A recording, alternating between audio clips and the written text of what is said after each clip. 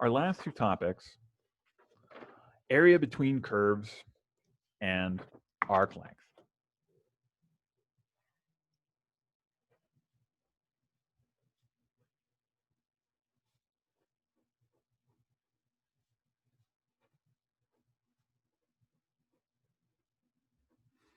In polar coordinates.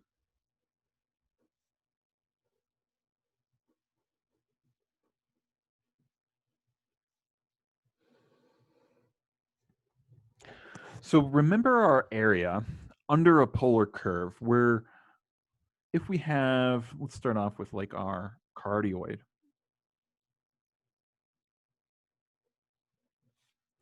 Our 1 plus sine theta, which we graphed,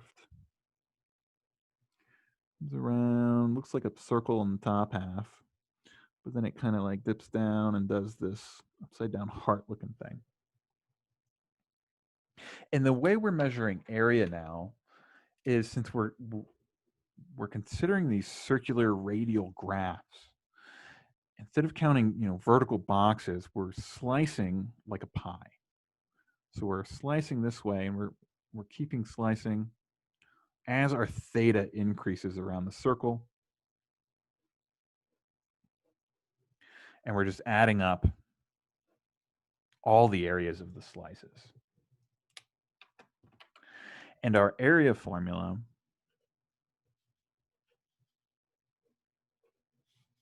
we computed as just 1/2 r of theta squared d theta from the formula of an area of a sector. So here, if we wanted to set this integral up a to b, and actually, so our a, if we wanted to do the full cardioid, we're going 0 to 2 pi. So your a to b are just your bounds on theta of what angles are we going to be in between. And then you just plug everything in. So 1/2 r squared is 1 plus sine quantity squared d theta.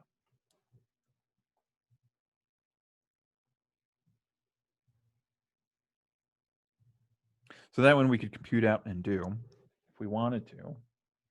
But let's take a look at what's going to happen now if I have two functions. So let me see, which one do we want to start with? We'll start, I've got one example with this cardioid. So find the area between, and actually, I'll be a little more specific. Let's say inside r equals 3 sine theta, and outside r is 1 plus sine theta. So we can't really say between curves in this case because, well, the curves, especially in polar coordinates, are going to change positions a lot. So we want to know specifically which one do we want to consider inside, which one do we want to consider outside. So let's go ahead and graph this. Our cardioid we just graphed. The other one, we've got 3 sine theta, which we've kind of started with today with the solution to the one that's on the quiz.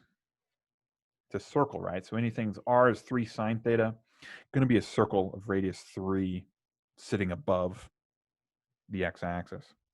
So our 1 plus sine theta, what's the maximum height? Let's draw a scale here. So 3 sine theta is going to be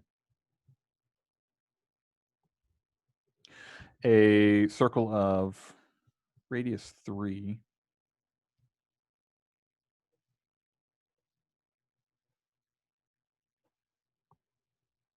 I believe. I might need more ticks than that. We may not need to draw those. So 1 plus sine theta is going to go up to 2. And then when theta is 0, we are over here at 1. So this heart kind of comes down, did this kind of thing. It came up.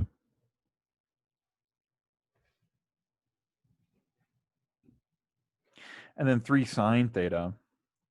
1, 2, 3. So when theta is pi over 2, we'll be up at 3. When theta is 0, we're at 0. And then so it'll be a circle. So I guess, yeah, the radius is half of that. So 1.5. And we will have a circle. Let's do this in a different color. Let's see if green. I don't know how the contrast on the video in terms of the color will show up. Let's see. So we have this circle. Now coming in like that.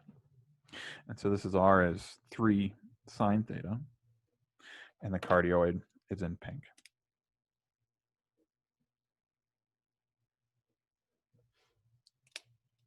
And so, of course, they switch, which one's on the outside. So we want to think, again, in radial coordinates, outside and inside. So starting from the origin and going outside.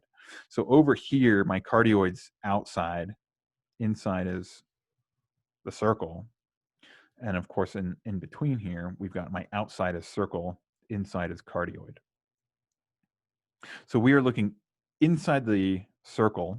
So we want to be inside the circle, outside of the cardioid. So the area we want to do, we're still going to think radially, but now I only want the area in between these.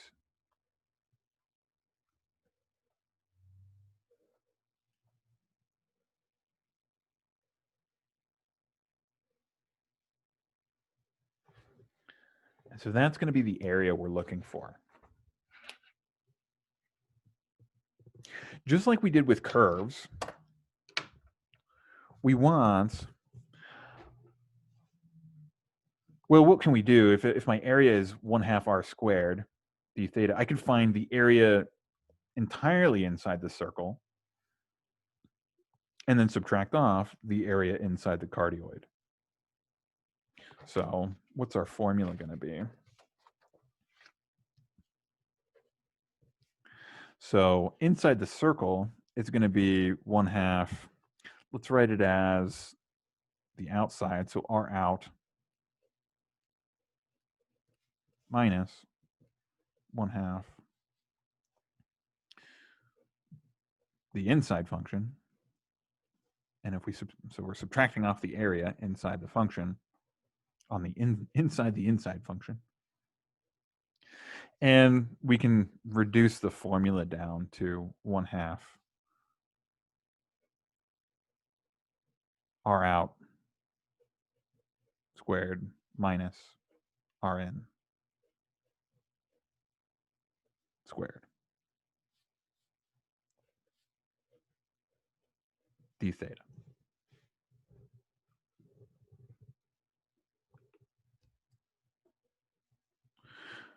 So a little bit more to do because we are squaring these. And we got to find, this is the outside function and inside function. So you got to identify those, make sure you're clear on which one's outside, which one's inside, which is the first step. A little bit of work to do there. Square both of those equations, take the difference, and then now we have to do essentially 2 more parts. One, we still need to compute that integral, but we also have to find the bounds. So our steps are going to be identify inside-outside function.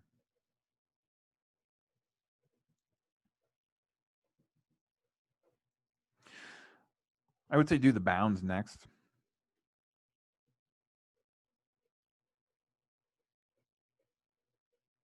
Since that's, it's all kind of like pre-calc skills. We haven't done any calculus. It's like the pre-calc skills of polar coordinates, of just graphing, identifying which one's inside and outside, finding the bounds, which are going to be given by the points of intersection.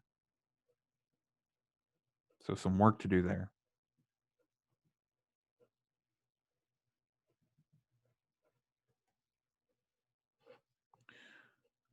Plug in the area formula.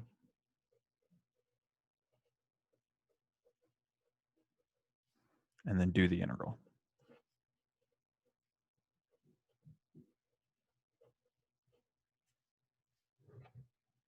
So just a lot more to do with these problems and finding areas between curves, especially because we're working with polar coordinates, whereas, rectilinear coordinates, this step wasn't too hard. You can find the top minus bottom easily. This step isn't as hard easy either, because we're solving pretty much, y equals x equations. And then doing the integral, hopefully you're all masters of the techniques of integration. It's just that like every step is a bit harder now because we're in polar coordinates. So our step one we did.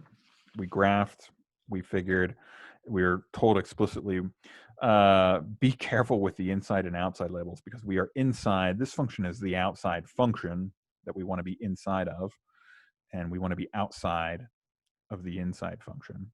So be careful with how it's phrased and how it's worded. Always encourage drawing a graph and labeling things out. So our inside function is 1 plus sine theta. Our outside function is 3 sine theta.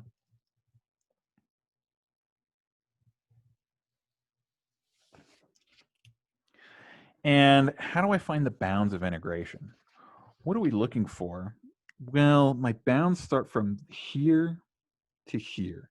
Those are the 2 points we need. And specifically, in terms of theta, I don't know if this color will show up, but what you want is, since we're measuring theta as we go around from the positive x-axis, this A is this initial theta that I hit, and then I'm going to go around and I'm going to stop at whatever we get for this angle. And the problem with a lot of these equations is, well, there's sines and cosines involved. And since sines and cosines are periodic, we're going to get a lot of answers. And we've seen that basic notion just with converting a point.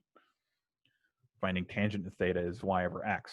We get extra solutions, so we have to do some extra thinking to figure out, well, which are the specific solutions we want. So let's see. So one we've done. Let's do number 2 here. How do I find points of intersection? We set things equal to each other. If r is 3 sine theta and r is also 1 plus sine theta, both points intersect at those specific points. So we can set them equal to each other. And this one, not too bad. So we've got 0 is 1 minus 2 sine theta. So sine theta equals 1/2. And now we've got a trig equation to solve. So where is sine theta 1/2? Again, if you're not used to doing these trig stuff by now, hopefully it's all coming back to you. If there's no square root of 2's, again, 30, 60, 90 triangle. So anytime you see square root of 3's, 30, 60, 90 triangle. Anytime you see, if there are no square root of 2's, 30, 60, 90 triangle, because we'll get these ratios of 1/2. If there are square root of 2's, 45, 45, 90. So let's find our reference angle. We've got sine of theta is 1/2. We've got pi over 6 is our short side. So of course we get theta is our reference angle. Pi over 6, we do have to mind now the sine here. Sine is positive. Nicely enough, if the sine is positive, the reference angle is always one answer. What is the other answer? You have to reference your trig function, sine, and sine is positive in the second quadrant. So we need a pi over 6 reference angle in the second quadrant. So we are at 6 pi over 6 minus 1, 5 pi over 6.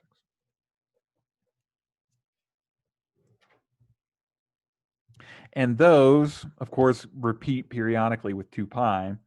But if we kind of go back now to our drawing and look at it,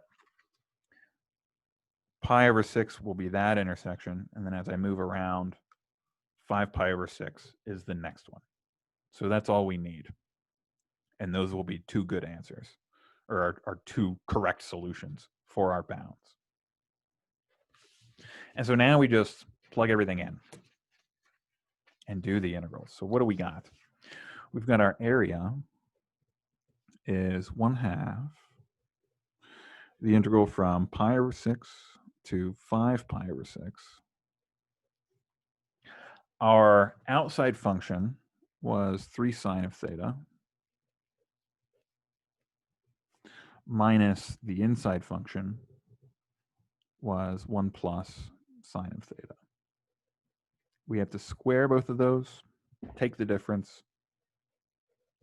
and then integrate.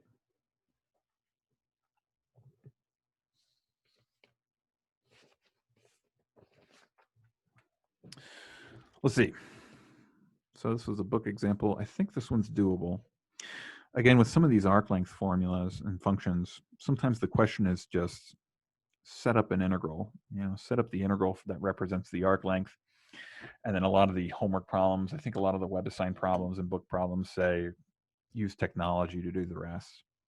I'm going to try to avoid too many of those, of course, because you can't use technology on the midterm, on the final. So we've got minus 1 plus 2 sine theta plus sine theta squared d theta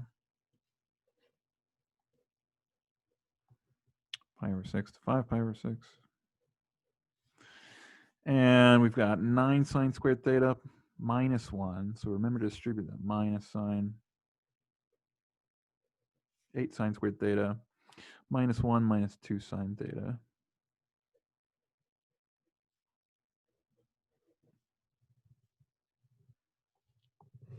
D theta. And let's see, will that factor? I think it will, but will factoring help us? I don't think so, because we got to integrate. And then any other techniques of integration? The sine squared is going to be the problem here, right? Integrating sine squared takes work. We could factor it and then try to do some sort of integration by parts, but that would be a boomerang trick. So it looks like the easiest way to do this is just to do each piece. Let's actually convert this sine squared. Do you guys remember how to integrate sine squared? So that itself you can use. Boomerang tricks. Again, other trig identities I would recommend you memorize. Cosine squared minus sine squared is our double angle formula. You only need to know one double angle formula and then the Pythagorean identity. So if we want to substitute sine squared, let's convert our cosines.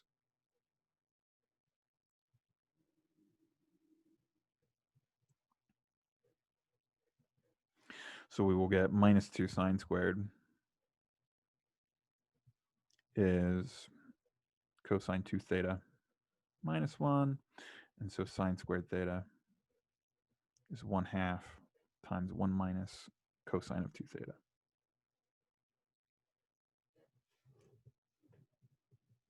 So let's convert our integral. We don't have to do any other actual variable substitutions, so the bounds stay the same. And then we'll get something we can integrate here in this next step. So we will have 8 times 1/2 1 minus cosine of 2 theta minus sine of 2 theta, 2 sine of theta, excuse me. So that term. And then minus 1 d theta. And we are at pi over 6 to 5 pi over 6.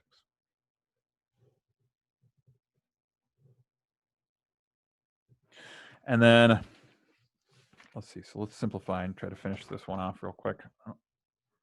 So hopefully from there, everyone's good at integrating.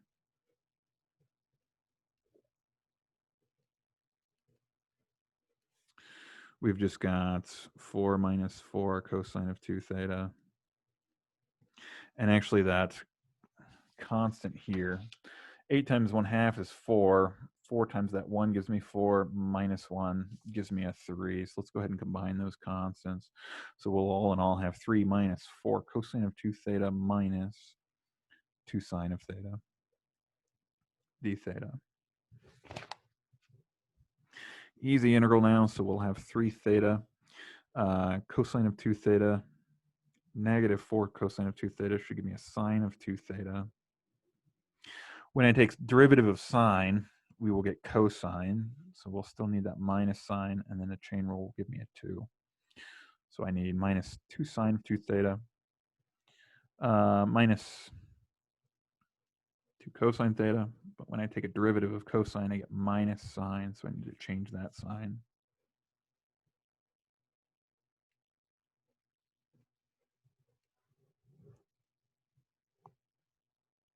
So we integrate, and now we plug in. And that may not be too pretty. So we'll get 3 times 5 pi over 6 is going to give me 5 pi over 2. Yep. After we distribute. Minus 2 times 5 pi over 6 gives me 5 pi over 3. Sine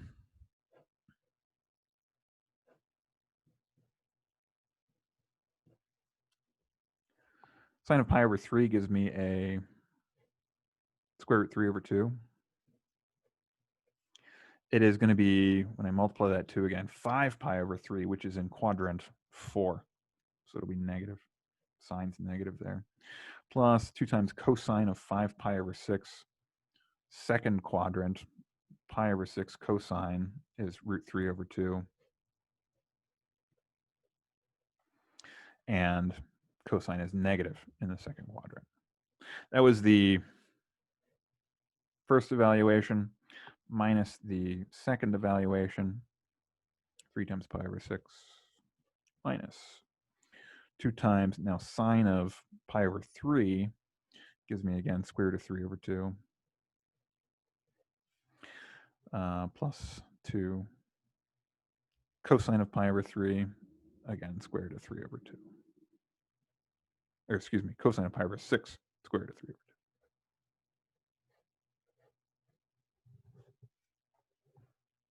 So numbers, got to simplify now. How's that going to simplify? We'll have 5 pi over 2 minus pi over 2 for those two terms. Here I have, what's that going to be? That's going to be a positive square root of 3. This one will also be a positive square root of 3.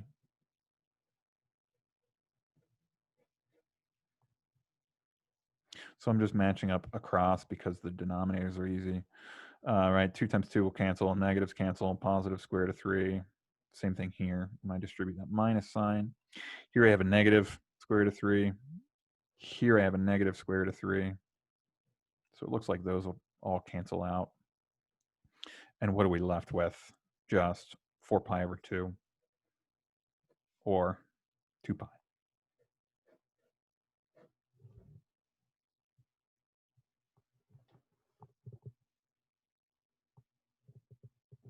Any questions on that guy?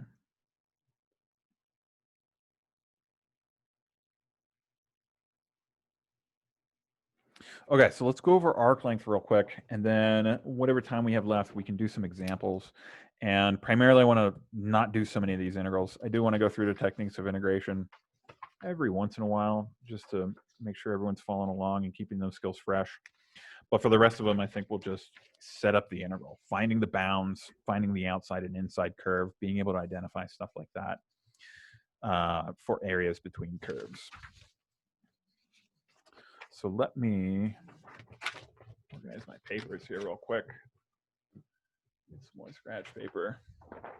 And we need to get through arc length real quick.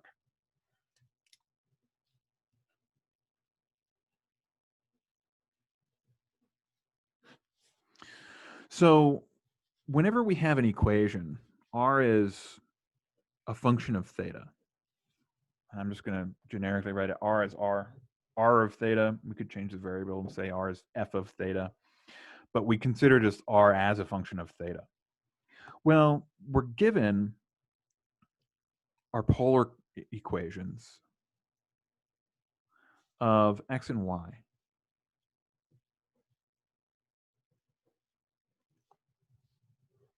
But if r is a function of theta, we're really thinking now x and y are parameterized by theta.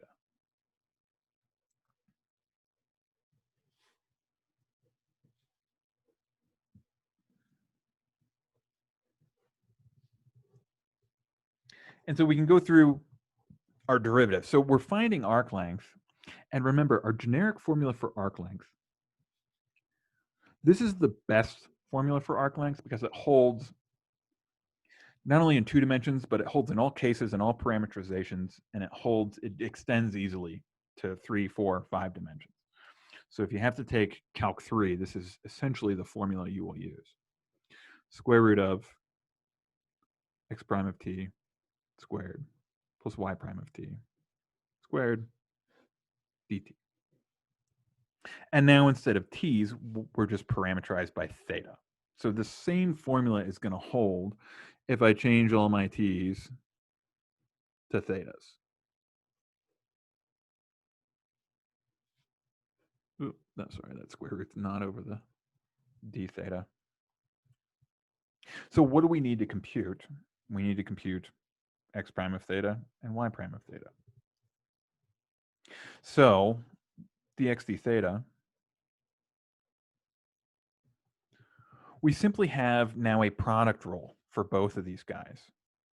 So r is a function of theta. When I take a derivative, I will have, so first term, r times the derivative of cosine is sine theta, negative, plus derivative of r is dr d theta times the second term. Likewise for y, we take a derivative of sine, gives me cosine, plus the derivative of the first term is just dr d theta times sine theta. Those are my derivatives. We need to square each one. So especially with these complicated formulas, anytime there's squareds and derivatives, I like to find each of those pieces for the formula and then stick them in.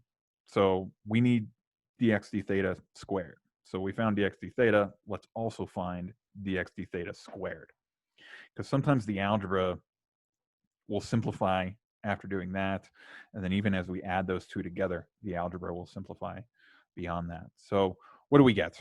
When I square this guy, we're going to have minus r sine theta plus dr d theta cosine theta squared gives us r squared sine squared theta minus 2 times the cross terms 2r dr d theta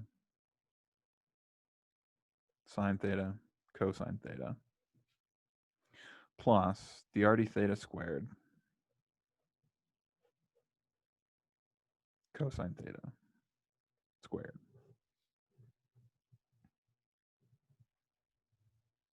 My dy d theta squared going to look similar.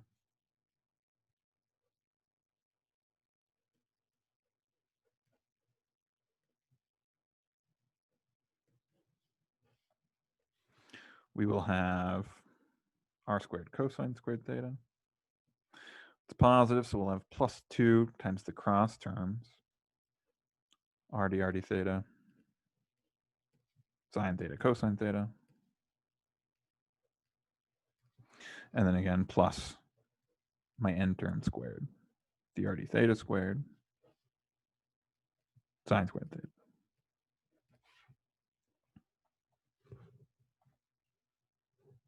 So that was my dx squared, my dy squared. Now, well, let's simplify the sum. What happens if I add those two? So dx d theta squared plus dy d theta squared. I already computed each of those individual pieces. I'm just going to add this guy with this guy. So what's going to happen? I have an r squared sine theta plus r squared cosine theta.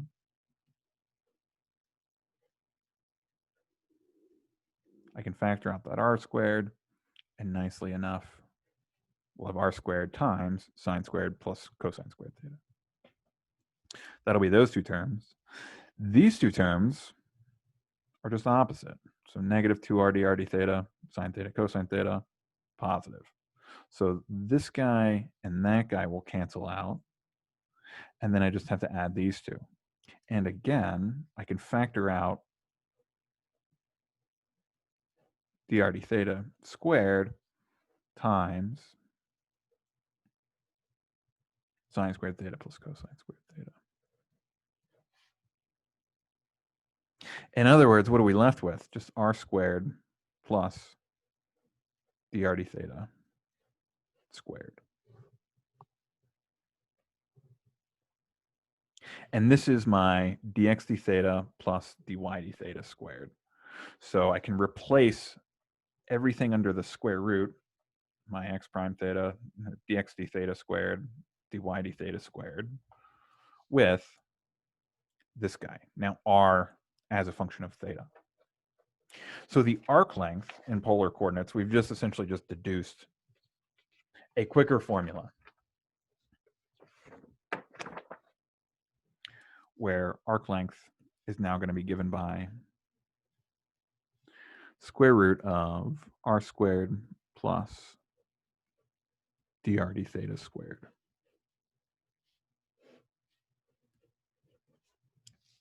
D theta.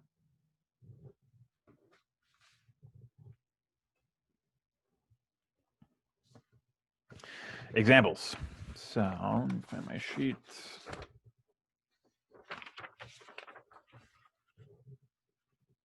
There we go.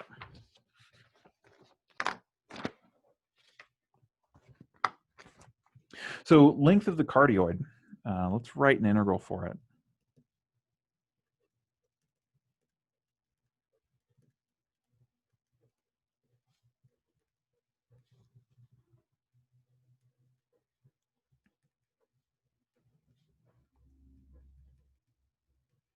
Our first order, our easiest questions we can ask in arc length is this. Just write the integral.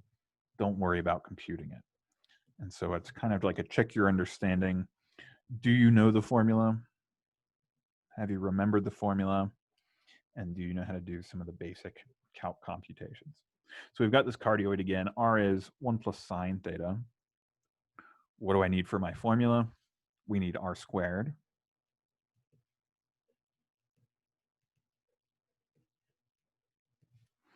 So squaring things out, 1 plus 2 sine theta plus sine squared theta.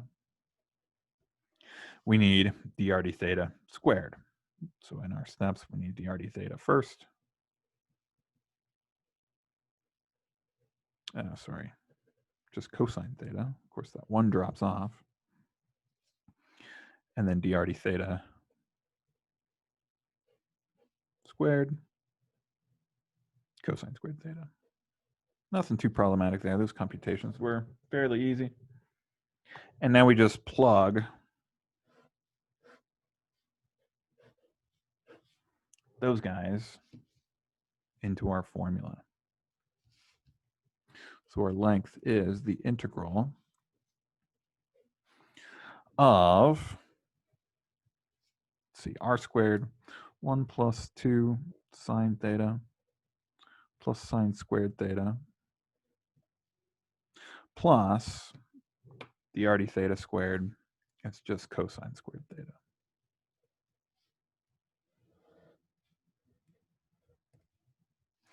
So that's just filling in the variables, or filling in the substitutions for our computations.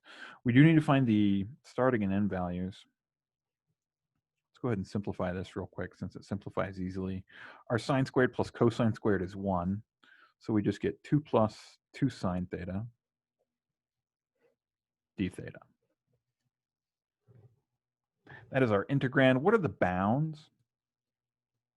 So with arc length, most of the problems, they'll either give you bounds. They'll say between fixed theta values. Theta is 0 to pi over 3, or pi over 6 to 5 pi over 6, or it's kind of implied. So since we needed the whole cardioid, remember our cardioid started here, and then what's the angle that we go all the way around it for a full cycle? It took us 2 pi to go all the way around. So 0 to 2 pi will give us one full cycle of that cardioid. So this is our integral.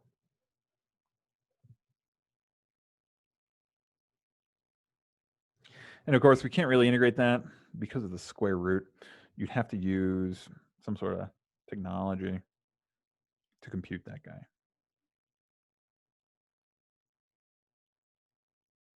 Any questions on that?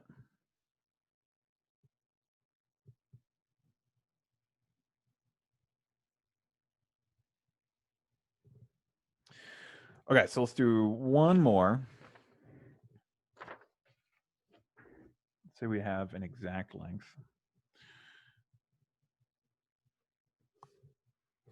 So exact length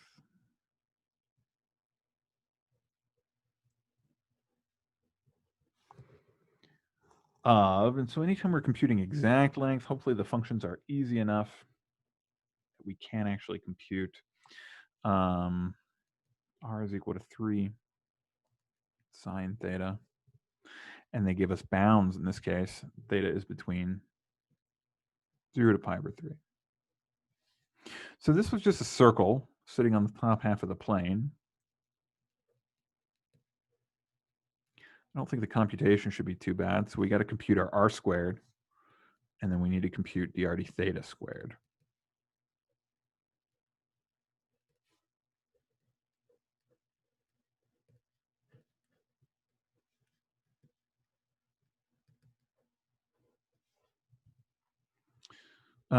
Why did I convert that? 3 cosine squared theta, 9 cosine squared theta.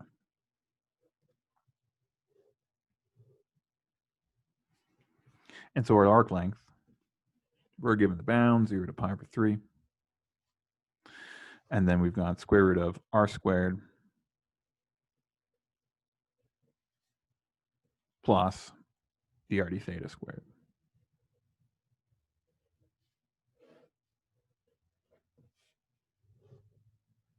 Plug everything in after you've computed your pieces, and then now do some algebra to simplify it, and then integrate.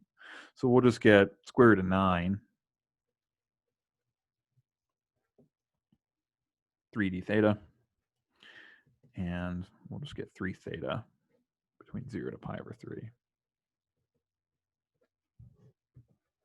And we get pi for that guy.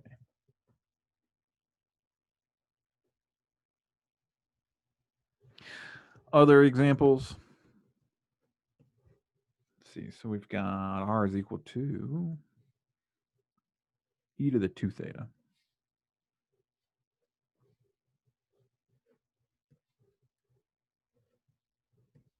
This is going to be like an exponential spiral. Anytime you have r is like equal to theta, r is equal to theta squared, r is equal to 2 theta. Anytime like we have an increasing function here in terms of theta, r is increasing as a function of theta, and moreover, it's increasing exponentially as a function of theta. So that just means so theta equals 0, we're at 1. What's going to happen as my theta wraps around, my r is going to get bigger exponentially. So it's going to look like a spiral that gets really big really fast as it goes around. And since we're finding arc length, no weird areas in that case, we can just plug everything in to our arc length formula. So our r squared is this guy squared. We multiply the exponents, so e to the 4 theta. Compute our drd theta.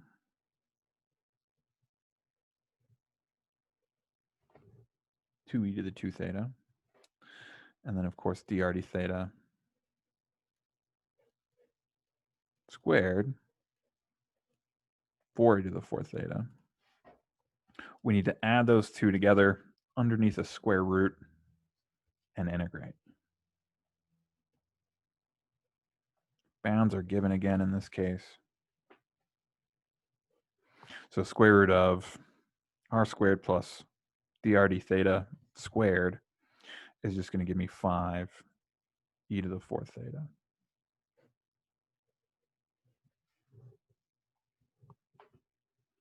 All under the square root.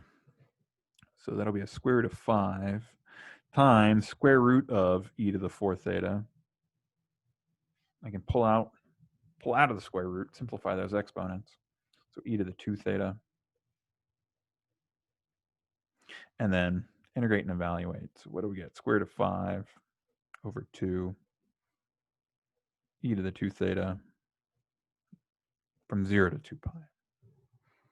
So again, you could use a u sub there, 2 theta, if you want to substitute that out. Or we know that the antiderivative of e to the something is always e to that same thing. And then we just have to maybe reverse think about what's going on with the chain rule. And so if I take a derivative of this guy, I'll just get an extra factor of 2 coming out. So we need an extra factor of 2 in the denominator to offset that. Plug in, we got square root of 5 over 2. Let's just factor that out and then evaluate my e's. So we'll have e to the 4 pi minus, when I plug in 0, e to the 0. So we'll get 1. So we get root 5 over 2 times the quantity, e to the 4 pi minus 1 for our arc length.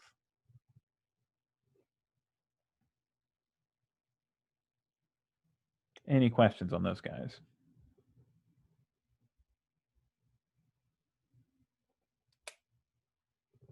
Okay, so let's do a couple more examples. We've got about 8 minutes. So let's do, I think we should do more of these area between curves. How do you guys, is this all fairly straightforward in terms of arc length? Hopefully these problems, I think arc length problems are a bit easier. There's just some more steps involved. As long as you know the formulas and are solid computing each step, just be careful with each step, all your computations, careful with taking your derivatives, careful with squaring things, especially if it's like in some of the other examples, 1 plus something squared, or even, 3 plus 5 sine theta, and you got to square that. Careful with squaring things out. There's a lot of algebra to do.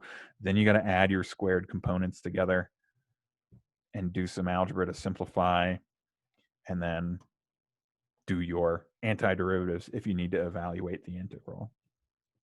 So nothing too tricky. It's just a lot of different steps, a lot of different computations.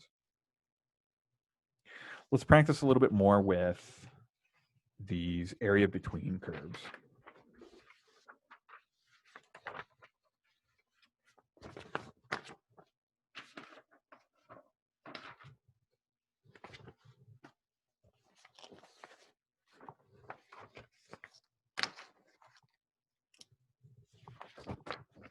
Let's see if we can set some of these up.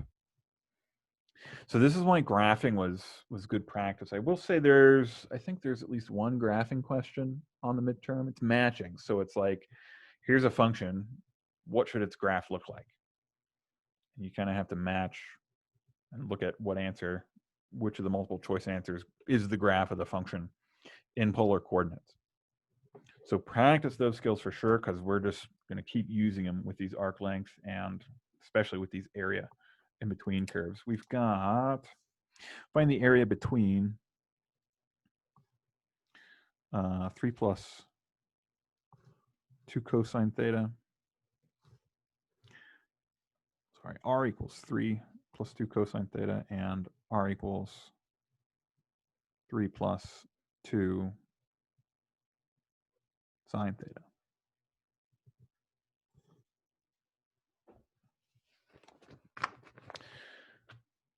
So there might be a natural outside and inside. I was just writing down these functions to use from the book and book examples. Sometimes, of course, in the questions it specifies outside and inside. Let's try to graph these real quick. So 3 plus 2 cosine theta, the 2 sine theta isn't going to change much, other than sine theta usually shifts things to along the y-axis, so to speak.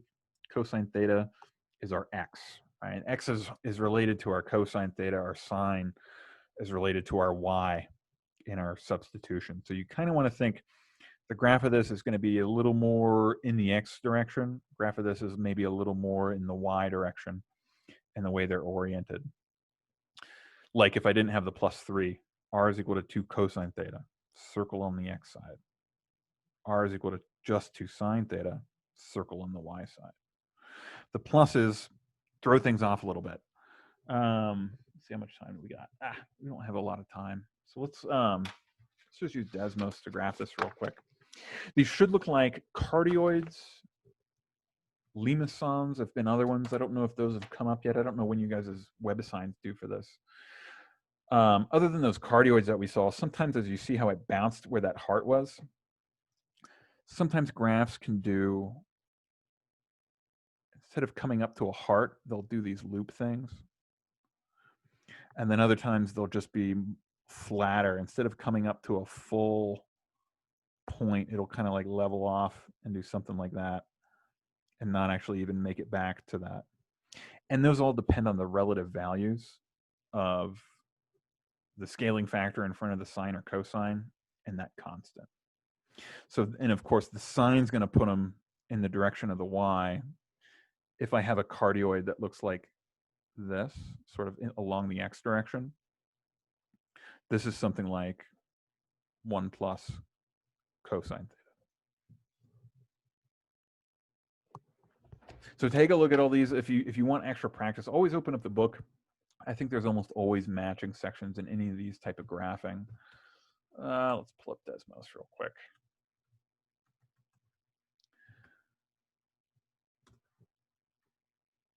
And of course, Desmos, you know, any of the examples you see on WebAssign that come up, on the homeworks that come up.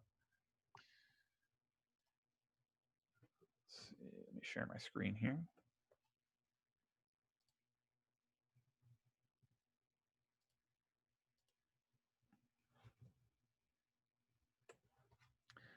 And I think we saw a little bit the other day. You can actually go down to these, like this polar rows example. Kind of gives you variables to play around with. Not quite what we were looking for. So let's add f of x expression. I already had one up there. We want polar, so click on that guy. Go to polar. Oh, we're on polar. And we want r is equal to 3 plus 2 cosine of theta. Yeah. So we kind of see, wants to be a cardioid, wants to come up and touch, but because of the 3 is bigger than the 2, it doesn't quite all the way make it back, and it kind of weights it like that. And then the next one is r is equal to 3 plus 2 sine theta.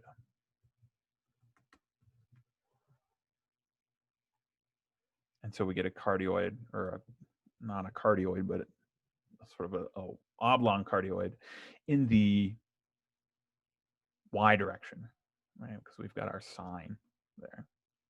So you can see the graphs. And so our area between is going to be here. And you have to think, well, if I'm going around the circle, I'm going around this way. And so where is the area going to start? We actually want to start maybe here and then go around. And it looks like we actually might need 2 integrals for this. We might need to do outside minus inside for one set and then another integral for another one. So can you guys kind of see that? So what's going to happen? If I start here and trace the integral around, well, I guess we could do it 2 ways. If I just do the integral inside the blue, so our lines are coming pizza slices towards the radius or towards the center. And so it would be essentially just finding the area under the blue curve, stop here, and then change, and now find the area under the red curve for the rest. So the steps we need to do, one, we still need to find the intersection points. I need to know what angle is this at. Looks like 45 degrees. We should do the algebra to confirm that. And then set up the integral. So we don't have time for it today, unfortunately. We can take a look at this guy and start with it tomorrow if you guys want, and maybe try a couple more of these because they are a bit tricky. But in general, tomorrow we are starting our review, so please come with any questions you are confused about. Want to get you guys caught up on anywhere you think you might be behind, and then as well as Friday, we'll continue with more and more review, and then jump right into the final in the afternoon at 3:30.